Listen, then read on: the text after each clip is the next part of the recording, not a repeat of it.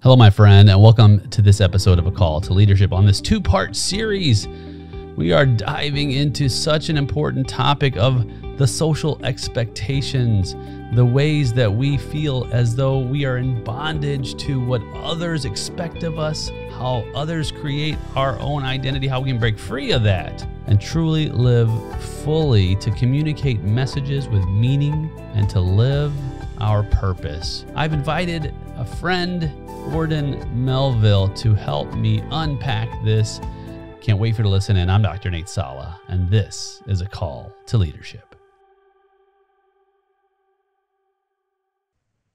So we've stumbled on such an important aspect of belief about ourselves and the world around us. Gordon, how often do we believe the negative, what's untrue about ourselves? How often have you seen it in your many, all of your interactions with human beings, your interactions with empiricism and your studies? Is this an epidemic today? Are we seeing more stimuli that's coming in that's clouding our minds, clouding our judgment, clouding our ability to live free and fully? Absolutely. I think it's 100%. I think life is moving so fast. We're distracted by whether it's ads, whether it's stuff going on in our life, whether it's, they say between the knowledge increase between 1900 and about 1990, 1980, is now duplicating every 2 or 3 years. We're duplicating. There's so much stuff out there. And if you allow yourself, you get pulled in 1,000 directions. We allow other people's opinion, right? When we make decisions about stuff, we think, what will people think of me? What will I look like if I fail? Or what will if I have to look a certain way. The magazines say I have to look a certain way. TV says I have to look a certain way. My friends' peer group say I have to act a certain way. And if I don't, they won't like me. And I talk a lot about having a Superman moment where we put our hands on our hips and we go, I'm going to be unabashedly, unapologetically me. And if they like it, great. If they don't like it, I don't care. And then somebody we love or respect questions it. And instead of standing there and going, no, that's who I am, that's who I'm going to be, we turtle. And we put our mask back on and we go, no, they're not going to love me unless I am this other person, unless I play this other character. And so we run our life based on what other people are going to think. Everybody wants to be unique. I'm like, be you. There isn't anybody else that can do that. That's unique. Be 100% authentically who you are and let the chips fall where they may, right? But we're so tied into what other people are going to think of us. Am I going to be alone? Well, no, there's going to be people that go away from you. As you raise your vibration, there's going to be people that don't want to go on that ride. And that's fine. That's a choice they're making. But as they go away, other people will come into your life that like the fact you're being authentic and like the fact of that new vibration. You'll have new people, and they may not be there forever. And it's not don't get attached to people, but be okay with, you hold them in an open hand so that they come and they go and they come and they're not yours, right? And that's why when I talk about getting my identity from Papa, getting my worth and my value from him, I don't have to worry about even my own opinion. I'm not worried about what other people think, right? It doesn't mean any. Do I listen and will I get wise counsel? For sure I will. But that's something that's a mentorship. That's different though. That's not somebody's opinion. And at the end of the day, I'm still going to push that through who I'm being and how I believe I need to show up, or how Papa's telling me or showing me who I need to be, right? That's so important. That's so important that you brought that up, this concept of identity and how our identity is framed, how it's structured. Sometimes we believe that we need to have permission from others to have certain direction. It's not their decision. No, our journey is not for somebody else. Your Correct. journey is for you. My journey is for me. I don't need anybody to acknowledge it. I don't need approval. I don't need anything from anybody else to be me. Yeah. Right. Yeah. And you do that through understanding, where your identity is placed. I Right. same as you. I read a book years ago. It was called Lead Like Jesus, and it's Ken Blanchard, popular guy in the leadership world. Yep. And in one of the chapters, he talks about this concept of, he had one of his mentees, a student of his, saying, well, I have to tell this person this, and I have to do this for this person. I have to make this person happy, and all this other stuff. And he's just like unthreaded from all of it. And Blanchard talks about that you only have to please one. And if you're a person of faith, and that's God, don't worry about anybody else. Right. That's the direction of your life. Right. And if that's the direction of your life, if other people aren't going to that same destination, then let them off. Don't try to go someplace completely different. Right. Because it's not going to take you to your desired destination. Right. Well, and you know what I think, and you and I could debate, and that's on a different topic, but debate. I don't think I need to make Papa happy with me. He's already happy with me. Yeah, it's semantics, right? In other words, you have an audience of one, really. Right. Absolutely right. Absolutely. Yeah. And he already loves us. He already likes us. There's nothing I can do. He never, ever, ever goes, ooh, I didn't see that coming. That never happens. Right. So he already understands. And I find a lot of times we get stuck, in church. They used to tell us, well, if your life is in the toilet, it's because you're not in God's will the way you need to be. And I used to look at it and go read my Bible and go, Paul and Silas, they were way outside. They've been shipwrecked a bunch of times. They end up in jail over and over. They get stoned. Like just about everything went wrong. Yeah, exactly. Where were they wrong in their life? What were they doing wrong? And he didn't promise easy. He promised he'll be with us as it happens, right? And so to trust him that he's guiding the path. So at some point, I have to be able to execute. I have to put boots on the ground at some point, right? Resting in Papa doesn't mean laying on the couch eating bonbons, right? Rest is a verb. And I need to be able to still do, but I'm doing in his power as opposed to my power.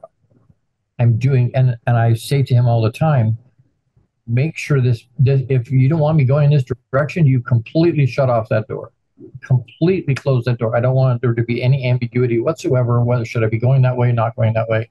And I'm just going, he made me as a proactive human. So I'm a very, let's get it done, let's get it done, let's get it done, right? And as opposed to being reactive. The challenge with that is resting in him and going, okay, well, if he's directing my path, am I going in the right direction? And my brain and my heart and Papa keeps telling me, you go, I'll bless it. Read my show, right? You put the message out, I'll bless it. You put it out however you want, I'll bless it. I'm like, okay, and if he doesn't want me in that space, right? The one knock on grace that a lot of people, even Christian people, go, yeah, but if you tell people he's already sanctified you and taken everything away, it just gives you a license to sin and do whatever you want. And I'm like, have you ever dated anybody? You ever been married? And they're like, yeah. I'm like, great. So if you know something really bothers them, do you go out of your way to do that or not do that? And we're like, well, no, I guess I go out of my way not to do that.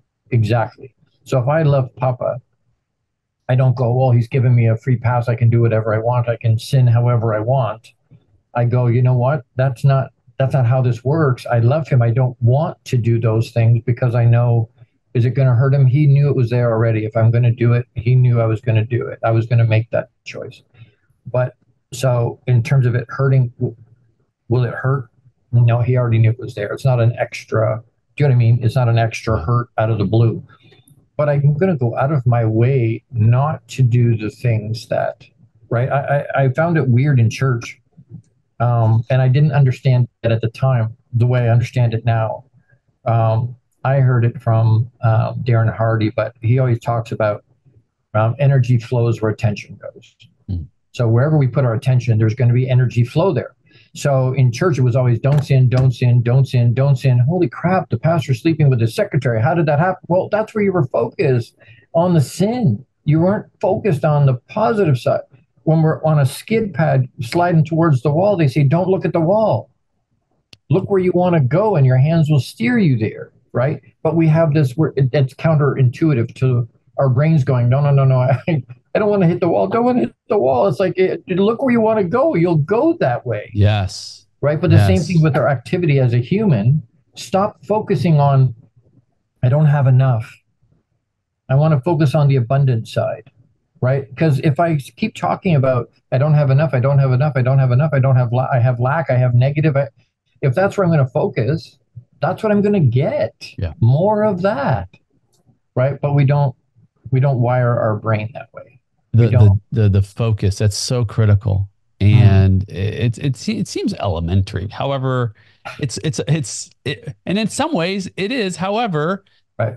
it's simple. That's the idea. The idea is simple. You want to simplify as much as Right. you can in life so that you can focus on the simple. The same thing with the clarity of your message. And what you brought Right. up earlier about Paul, I want to just hang out there for a few moments because of how it ties into this identity, this vision for your life that pulls you and directs you and orders not only your steps, but your perspective. I believe that our expectations and our perspective in life has so much of an impact on our level of satisfaction, on our level of perceived of joy in life because of what we understand the challenges to life to be, but what our direction is and where our identity is. And you brought up Paul. You think about a guy who has this massive ministry, this opportunity to share what we would call good news.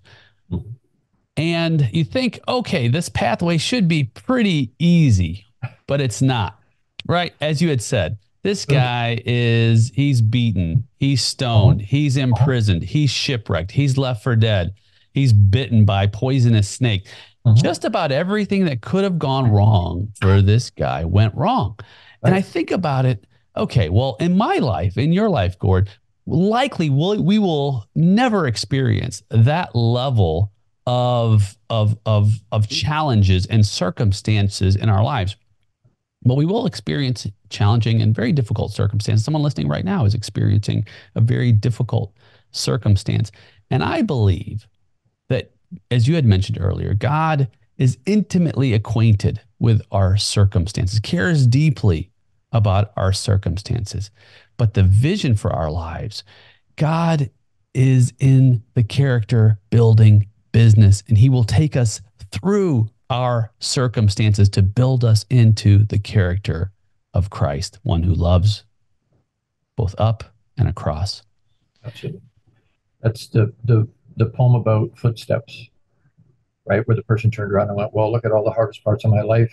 I was alone. And they were like, no, that's when I carried you, right? He doesn't promise us easy. He promises us he'll be there with us as we go through it, give us the strength and whatever we need to get through whatever he's bringing, right? You use the word expectation, and it's something that's become um, a beacon for my wife and I. We will celebrate 32 years together this year, and I was on one of my groups, and women only, and these women were looking at my wife, who I had on the call with me, and they said, "You've been married 32 years," and she said, "Yeah." And the one lady asked her, um, "How many fights have you had with Gord in 32 years?" And she thought for a little bit, and then she goes, "You know what? I can probably count on one hand and still have fingers left." And they were like, "How the heck is that possible? Like, in 3 decades, you have less than five? Really? How do you do that?" So she and I, my wife and I, were talking about it after, and I'm like, "Why is that? Is that because one of us is a doormat, or because we came up with a different way to deal with it?" And she said, "No, no, we came up with a different way to deal with it." And we stumbled on. I think that was Papa looking after us long before we realized that he was paying attention to us that close. But expectations is about us. Expectations are coming from my ego. Even for me, my expectations of me is still my ego. So I talk about with clients, and with my family, with my wife, what we did was come up with agreements. This is the way I'm agreeing to act a certain way or conduct myself in a certain manner, right? If we're going to have an argument, I'm going to approach it from this way. And she says, okay, I'm going to approach it from this way. And so as long as I live up to my word, and people will try to live up to their own word way more, right? We have these weird things. I've got an expectation for them, and I'm like, then they're upset. We do this neurotic thing and go, oh, he didn't live up to my expectation. I'm like, well, did you tell him? Well, no. Did he agree to it? No. Well, then why are you upset? Like, that was all about you. It had nothing to do with that. Right. And so, does Papa have expectation for us? No. He has an agreement. He set out the Ten Commandments. He set out, right? And he said, this is what I'm prepared to do. This is how I will support you. This is how I'm going to love you. This is how I'm going to treat you. What are you prepared to agree to? And as soon as I take the expectation out of it and have an agreement, it's a way more positive space. I don't have expectation of myself. I've said for years, I don't have expectation of my wife. And now, does that mean I don't have hopes and dreams? No, I still have all of that. But I don't have an expectation that she's going to look after me in a certain way. Right. And especially as spiritual people, Papa's supposed to be the person we go to get our needs met. So, even in a loving marriage relationship, I don't look to her to satisfy. Papa's going to do that for us, for both of us. And we do that. Sometimes we do that through each other, meeting those needs through each other. But that's Papa doing that through her or through me, for her or for me. But expectation, I find, so often gets us in so much trouble, right? Because I got to live up to my parents' expectation or society's expectation, or this is what my friends expect from me. And I'm like, oh, okay. You need their validation? Yeah. Right? And well, yes, a lot of people do. And so to take that completely out of the equation and go, okay, I'm not going to have an expectation. Well, and I think that's a healthy approach to relationships, because you talk about agreements. I really appreciate you reframing that. It reminds me of when I was just at the altar with my wife so many decades ago, and we lit a unity candle, as many do. Right. And the representation of leaving and cleaving and you becoming one team, one flesh. Right. And it's an agreement. Right. It's agreement that we walk in unity, that we are one team, that we are one unit. Right. And I would remember days where perhaps I was veering off and I was not being a team player because I grew up in a very environment where one single parent, I was often by myself, and I was on my own, doing a lot on my own, and I didn't have a team. So it took some time to figure this whole team thing out, right? Right. But I remember what she would say. She'd say, "You're lighting your own candle." And that reminder would remind me, oh my goodness, I'm breaking the agreement. Right. It's not an expectation. It's simply, this is what we agreed to keep this candle lit together so that the flame burns brightly so that we can both see the pathway together. And I think in some ways too, Gord, this is where, again, reminded, and we've talked a lot about scripture today, which is fantastic.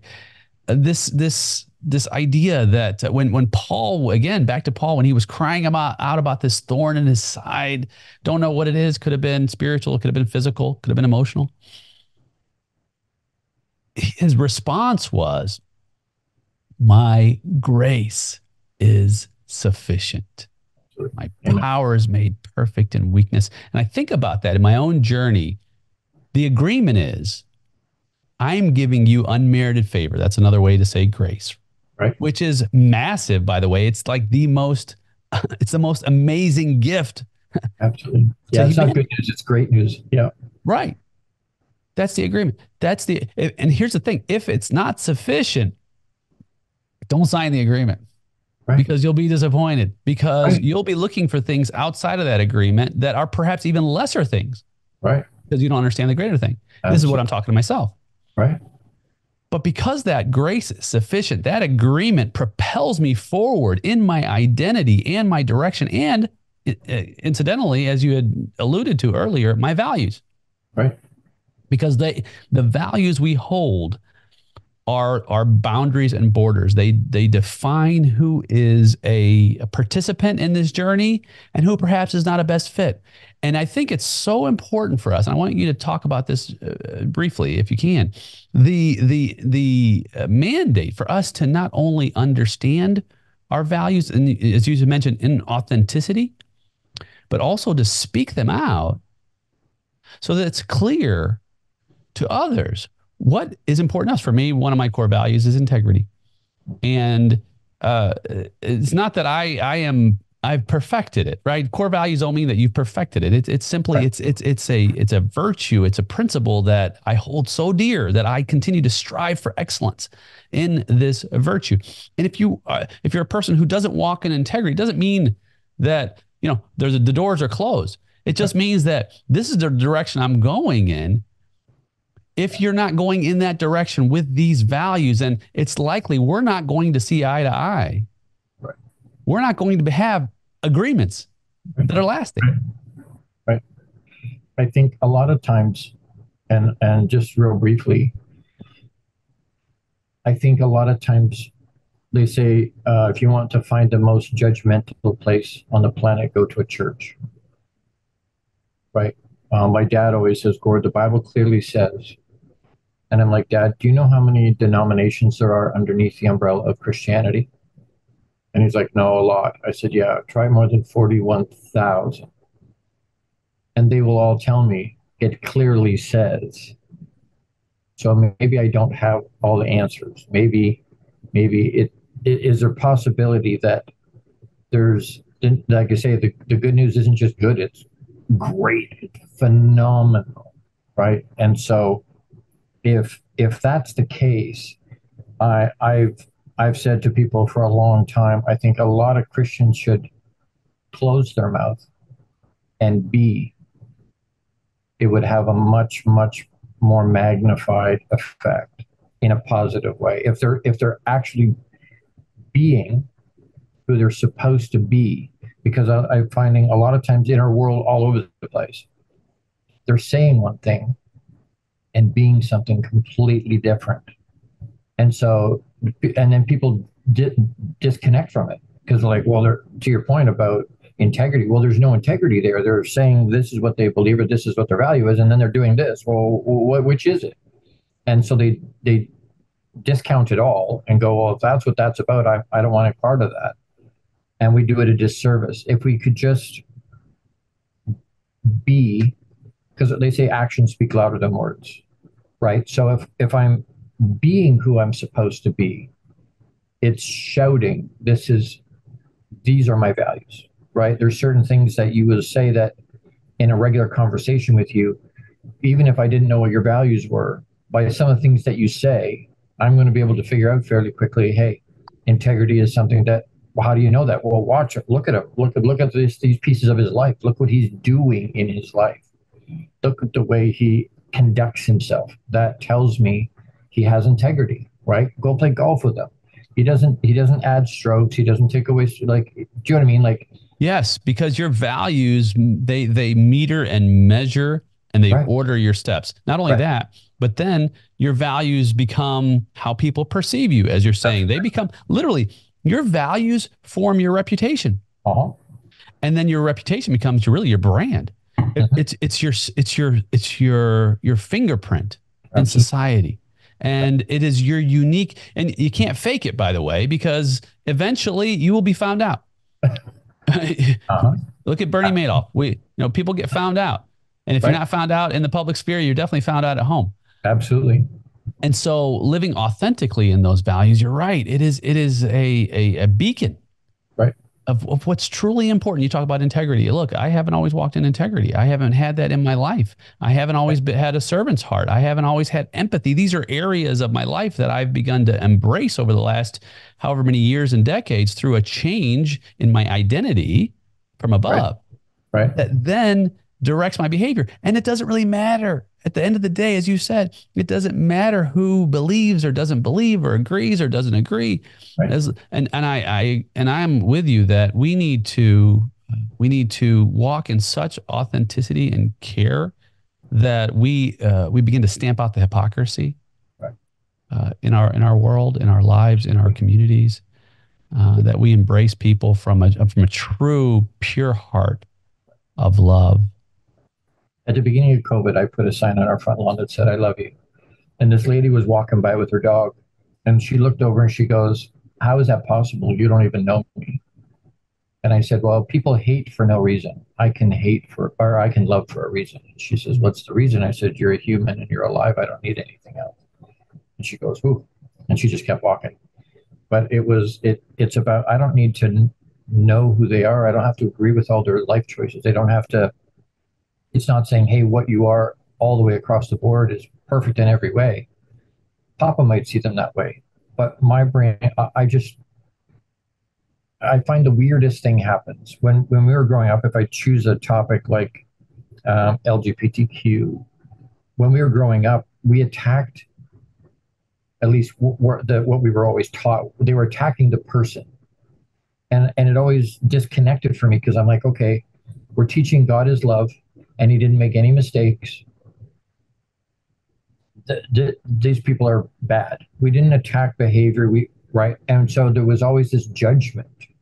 Right, and I say to my dad all the time, it's the weirdest thing I find with people that I don't agree with in some way or another. It doesn't just have to be in any way. If I lead with love instead of judgment, the wall comes down and they'll listen to pretty much anything else you want to say. They may not still not agree, but at least there's an engagement, right? There's people listening to each other, which doesn't. As soon as there's judgment, the wall comes up, and then they don't even listen to it. They won't even engage you in any way, shape, or form. And so if we can, when Jesus was here, He didn't have a problem with anybody else. He had a problem with the church people, right? The religious leaders. That's who He had the problem with, or that had the problem with Him. That's right. Right. So being able to meet people where they are, why can't we do that? Why can't we love on them and do that by action? Right. Not judging them, love on them. And again, when you talk about leadership, the people that have worked for me in dealerships and that I've had, they knew I cared about them. Forget business. They knew I cared about them as human beings before we ever talk about your employee status, or like, none of that matters, right? But I've outright said to people, forget work. Tell me what's going on in your life. Mm. And people would come to me from other departments, and the department heads would come to me all upset and go, why will they come to you and not come to me? I don't know.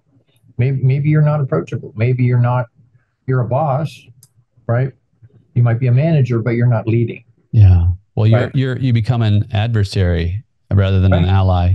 Exactly. And you've so clearly articulated the message that's attractive, the message. And I love the way you put it. You're human, you're alive. I don't need any reason to love you. I mean, Gordon, that's beautiful. And so are you. My goodness, I can't believe we've Wow. gone through an entire hour of our time together. We've got to do this again. We barely even scratched the surface, and I want to hear more about your adventures in this mindset of love. Absolutely. Happy to share. Thanks for being here. Thank you. I appreciate the opportunity.